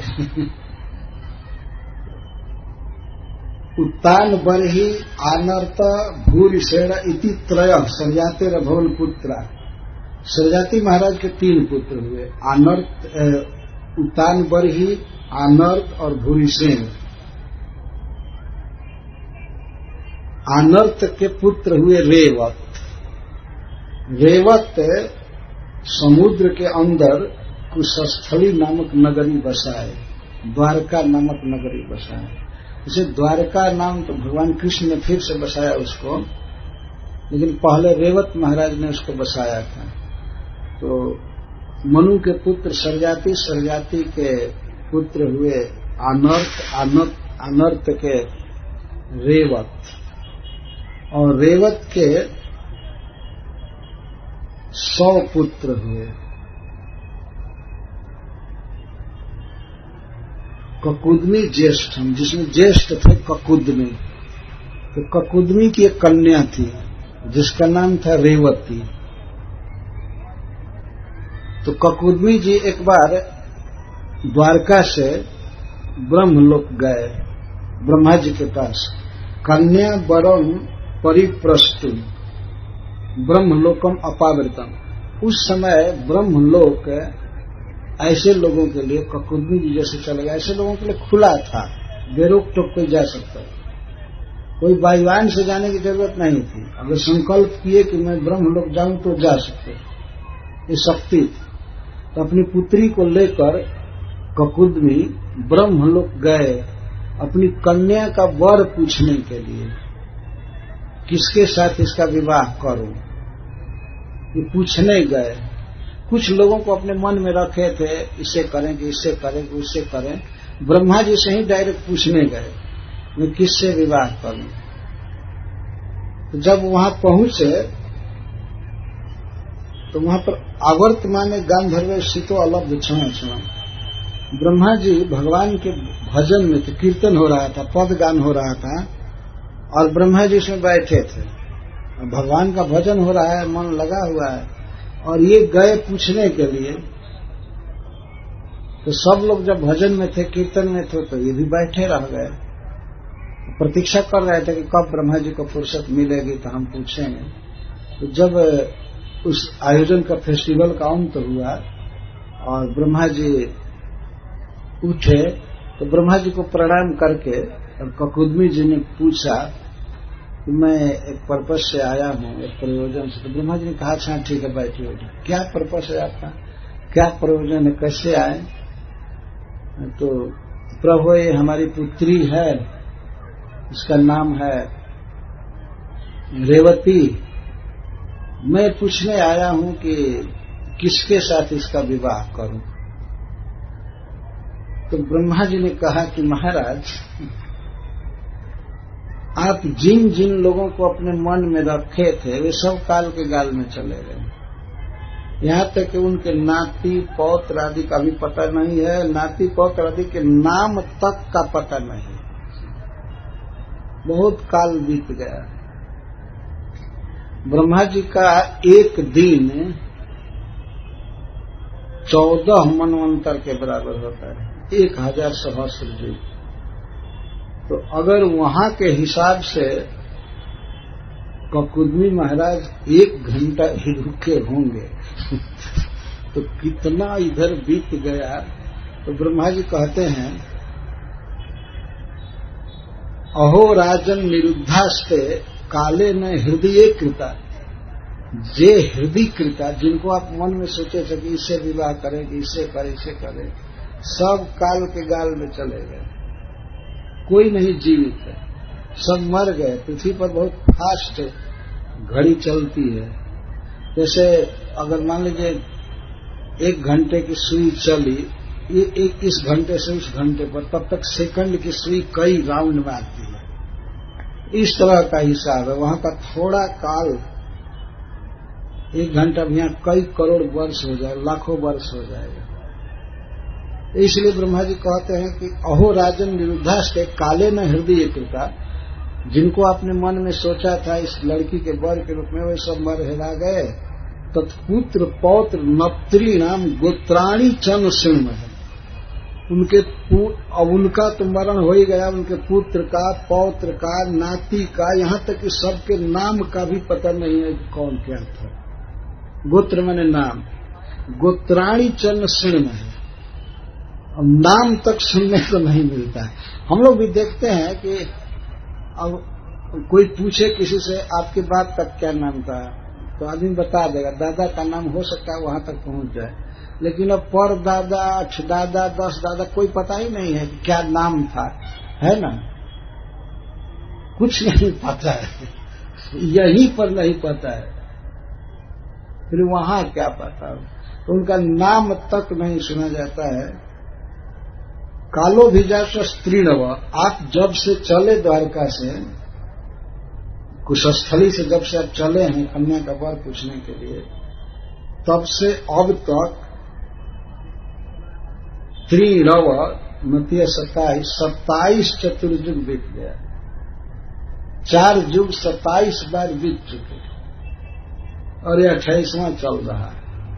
ब्रह्मा जी के कहने का से ये था। तो 27 से चतुर्युग बीत गया। तब गच्छ देव देवांश बलदेव महाबला। अब आप जितना जल्दी जाइए वहां पर भगवान के एक अवतार हुए हैं जिनका नाम है बलदेव। बल के मूर्तिमान स्वरूप हैं। तो जाकर कन्या रत्नम इदम राजन नर रत्नाय देव, इस कन्या रत्न को, नर रत्न बलराम जी को दीजिए। जल्दी जाइए। कन्या समस्त कन्याओं में श्रेष्ठ है तो कन्या रत्न है, और समस्त पुरुषों में श्री बलदेव जी श्रेष्ठ हैं तो नर रत्न हो। भूो भारावताराय भगवान भूत भावना अवतीर्णो निजांसना पुण्य श्रवण कीर्तन। पृथ्वी का भार उतारने के लिए स्वयं भगवान अवतार लिए हैं जीवों के पालन के लिए, तो वही प्रभु अपने अंश से श्री बलराम जी के रूप में हैं। श्री बलराम जी के रूप में पुण्य श्रवण कीर्तन, जिनके नाम और लीला का श्रवण और कीर्तन करने पर जीव पवित्र हो जाता है, ऐसे प्रभु को एक कन्या दीजिए। इत्यादिष्ट विवंद्यागम, इतना सुनते ही तुरंत ब्रह्मा जी की वंदना करके नृप स्वपुरमागत, राजा ककुदमी अपने नगर में आए कुशस्थली में, जो त्यक्तम पुण्य जनक प्रासाद। जब महाराज ककुदमी उधर गए थे ब्रह्मलोक में, तो इधर जक्षों के त्रास से उनके भाई आदि सब छोड़ करके भाग गए थे कुशस्थल, इधर उधर भाग गए थे। तो सुताम दत्वान वद्यांगिम बलाय बलशालिने, तो अपनी पुत्री को दिया, कन्यादान दिया महाराज ककुदमी ने बलराम जी को, जो अत्यंत बलवान है, और कन्या का विवाह करके इस हेडेक को दूर करके और अपने बद्रिकाश्रम चले गए। तप करने के लिए, तपने के लिए चले गए। ये सब घर गृहस्थी का जाल पूरा हुआ। इसके बाद भगवान का भजन करने बद्रिकाश्रम निकल गए। हरे कृष्णा कृष्णा कृष्णा हरे हरे, हरे राम राम राम हरे हरे। तो श्री बलराम जी की पत्नी का नाम है रेवती। तो रेवती इसी मनु महाराज के वंश की पुत्री थी, और सरजाति से अनर्थ से रेवत, और रेवत से ककुदमी, 100 पुत्र हुए रेवत के, जिसमें ककुदमी ज्येष्ठ थे। तो इस प्रकार श्री बलराम जी का विवाह हुआ, और बलराम जी से विवाह करने के बाद महाराज ककुदमी भगवान की भक्ति करने के लिए, तपस्या करने के लिए बद्री वन चले गए, बद्री नारायण चले गए। पहले के लोग कितने भगवान के भक्त थे, और ब्रह्म लोग गए तो वहां का भोग उनको नहीं खींच पाया। वो यहाँ आए और अंत में बद्रिकाश्रम चले गए। ऐसा नहीं कि अब यहाँ से विवाह कर दिए बच्ची का, तब चले फिर स्वर्ग में सुख भोगेंगे या ब्रह्मा जी के लोक में भोगेंगे, ये लालसा नहीं है। जा तो सकते, वहां नहीं गए, बद्रिकाश्रम गए भगवान का भजन करने। तप तुम गत, तप्त होने के लिए गए। तप्त होने मतलब तपस्या करने के लिए गए। बदर्याख्यम गतो राजा तप्तुम नारायण आश्रम। अब तो कथा तो आगे भी है, बहुत लंबी कथा है, लेकिन कल एक भक्त ने हमको कहा था, आयोजक भक्त ने, क्या महाराज अब कभी कोई प्रश्न का भी अवसर दे सकते हैं? तो हम समझते हैं कि 10-15 मिनट अभी टाइम है, आप प्रश्न कर सकते हैं, लेकिन प्रश्न उचित होना चाहिए।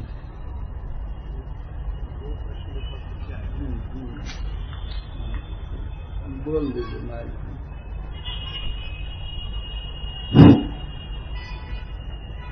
एक प्रश्न आया है, दान क्या है, क्यों, कैसे और किसे करना चाहिए? दूसरा है, व्रत या उपवास का क्या प्रयोजन है, कब और कैसे इसकी वैदिक सम्मतता है? दान के विषय में तो भगवत गीता में कहा गया है, 17वें अध्याय में, उसको पढ़ लेना चाहिए। स्वयं भगवान बताते हैं दान क्या करना चाहिए, किसको करना चाहिए। और रही उपवास आदि की बात,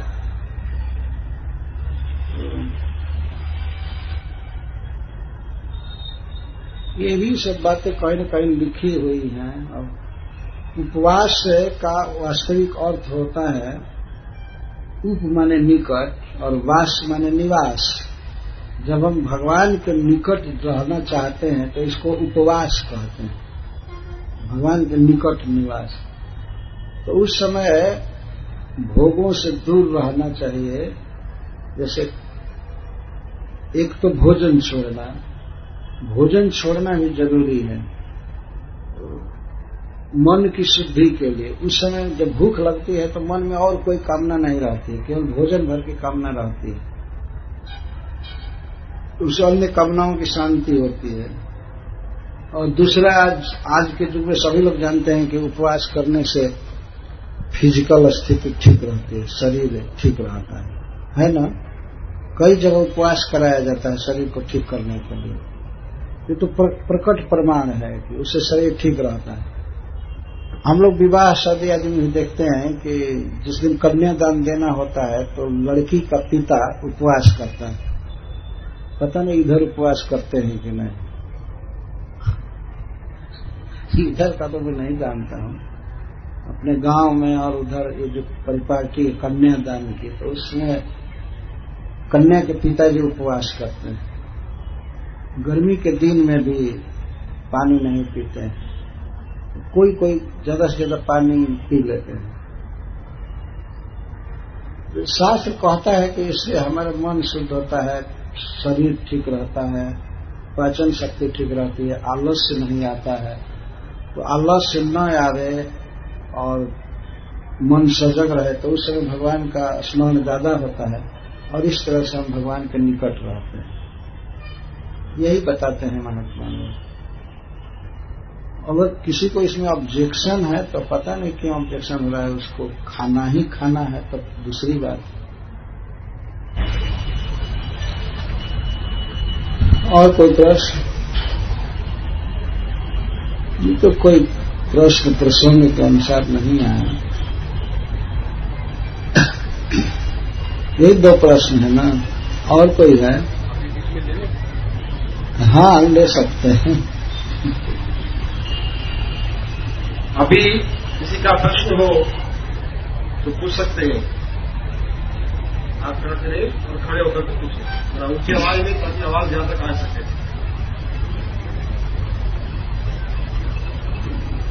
कॉर्डलेस माइक है ना, माइक पर पूछ सकते।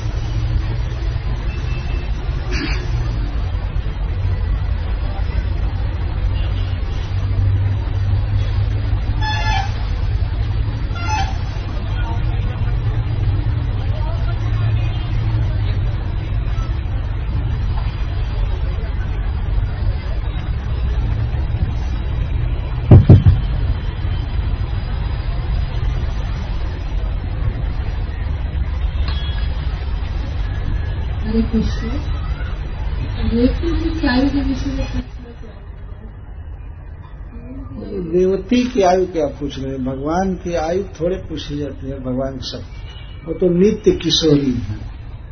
राधा रानी तो बहुत पहले की हैं, लेकिन नित्य किशोरी है। तो उसी तरह से रेवती जी हैं, और रेवती जी के लिए वर पूछने आए ब्रह्मा जी, और ब्रह्मा जी के पास, तो वहां अब और पृथ्वी पर के सब लोग मर हिरा गए, खत्म हो गए। तो आयु कितनी होगी रेवती जी की समझ में आ सकती। कम से कम 27 चतुर्युगी की तो है नहीं, है ना। लेकिन वो नित्य किशोरी है। श्री बलराम जी की प्रिया है, तो उन्हीं के समान नित्य किशोर।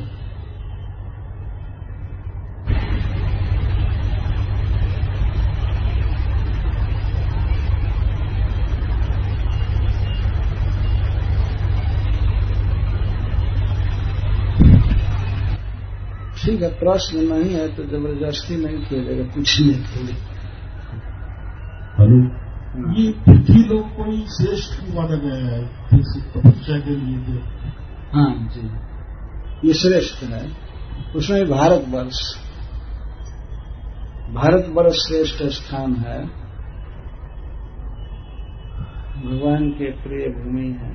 और स्वर्ग आदि में इतना भोग विलास है कि वहां मन लग नहीं सकता है आदमी का भजन में। जैसे आज भी देखा जाए, कोई कंजस्टेड सिटी है जैसे दिल्ली है, अब चांदनी चौक पर जाकर के ध्यान कीजिए, क्या ध्यान लगेगा।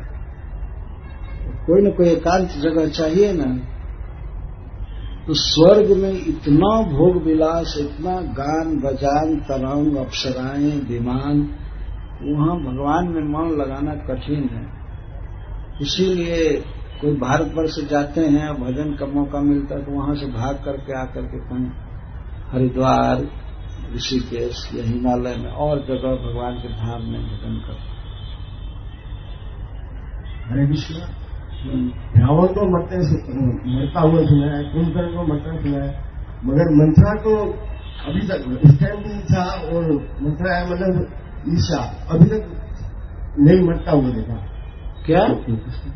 तो आपको इसकी क्या चिंता है? चिंता इसलिए है कि सचिव में भी ऐसा था और अब भी है, और अपने समाज में भी है, और क्या है, ऐसा क्यों है? क्या है? मैंने रावण को मरते सुना है, कुंभकर्ण को मरते सुना है, और मंथरा को मरते सुना नहीं है, राजा राम के टाइम में भी, और आज सब लोगों को मरते हुए सुनना जरूरी है। नहीं, मंथरा का मतलब ईर्षालु, ईर्ष्या मतलब मरती नहीं है, चाहे हमारे समाज में चाहे बाहर। मंथरा एक स्त्री थी। ईर्ष्या करते हैं, ईर्ष्या सिखाई ना, ईर्ष्या मैं कह रहा हूँ, ईर्ष्या मरती नहीं है। ईर्ष्या मरती, मंथरा नहीं कह रहे ना, ईर्ष्या मर नहीं रही है। नहीं, आप तो कहे कि रावण को मरते सुना है, किसको मरते सुना? मंथरा का मतलब है ईर्ष्या, क्योंकि उसने ईर्ष्या सिखाई कि ईर्ष्या अभी समाज में ही जा रही है। जो भी मतलब हो, मंथरा मरी कि नहीं, मंथरा से मतलब तक ईर्ष्या कैसे छोड़िए, वो सब रूपक बैठाना, दूसरी बात वो इतिहास है। मंथरा नाम की एक स्त्री भी थी, कैकेयी भी थी, उसका केवल क्या कहते हैं प्रतीक मत बैठाइए। तो रावण क्या था? जो ये ईर्ष्या थी, तो रावण क्या था?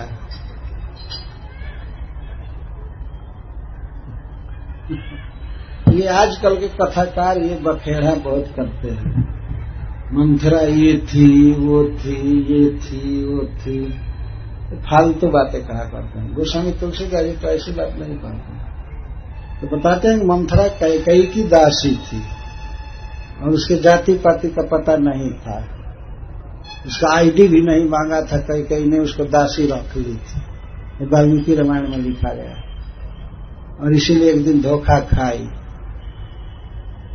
लेकिन वो ईर्ष्या थी, ये थी, वो थी, ये कहाँ से गढ़ लेते हैं?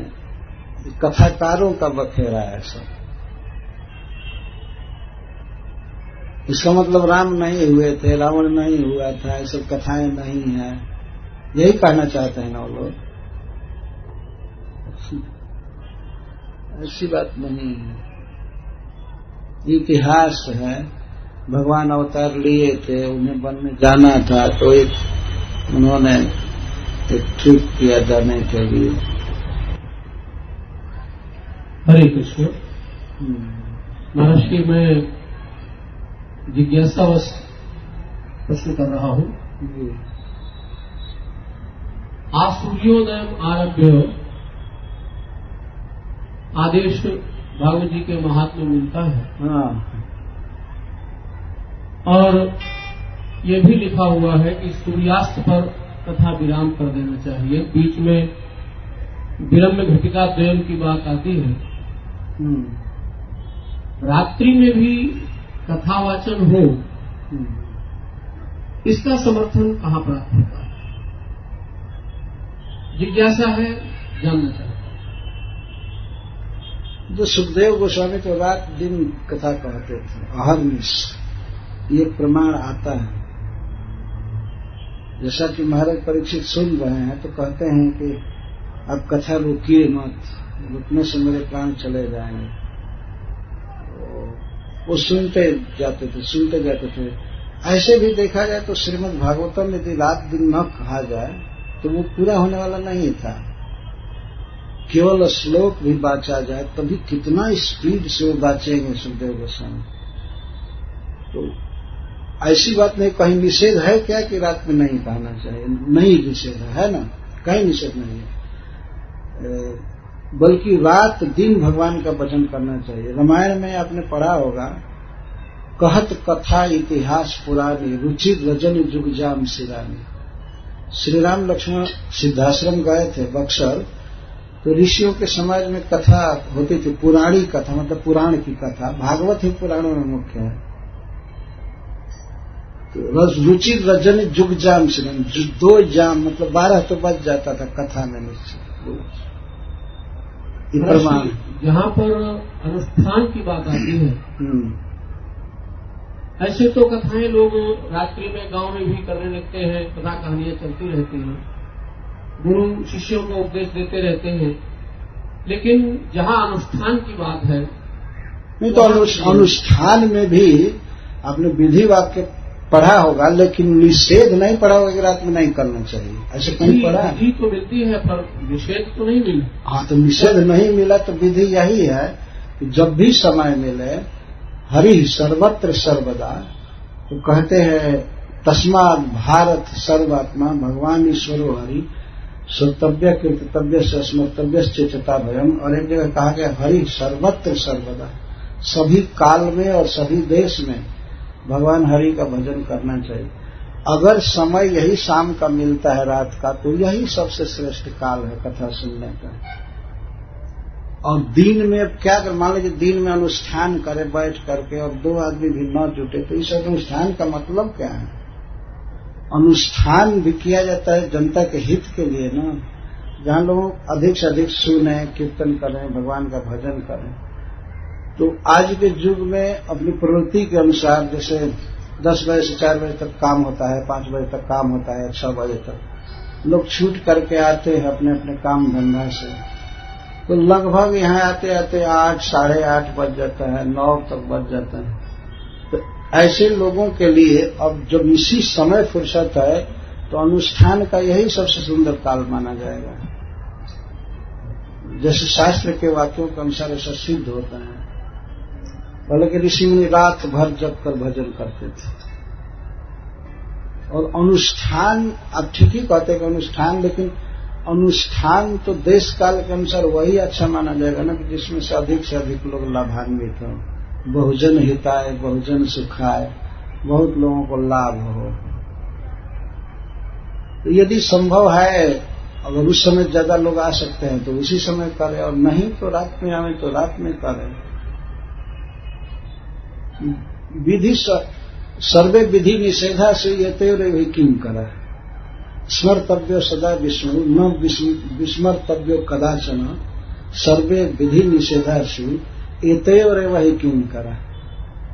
भगवान का भजन ठीक से हो, समस्त उपदेशों का सार यही है। तो इसीलिए ये रखा जाता है, प्राय शाम को प्रोग्राम रखा जाता है, सर्वत्र देखा जाता है।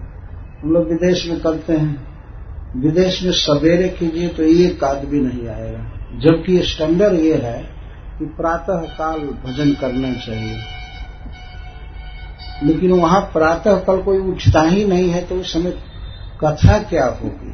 तो कथा वही अपने अपने जाग से लोग आते हैं, कार से, और शाम को कथा होती है, और वो भी प्रसाद खाते हैं। प्रसाद बनाने का झंझट नहीं रहता है, तो इसलिए वो सुनते हैं। उसी विधि वाक्य का ही पालन किया जा रहा है, क्या किया जाएगा? यहीं पर सवेरे कथा कही जाए तो ये सब लोग तो अपने अपने काम धंधा में जाएंगे, यहाँ कौन आएगा?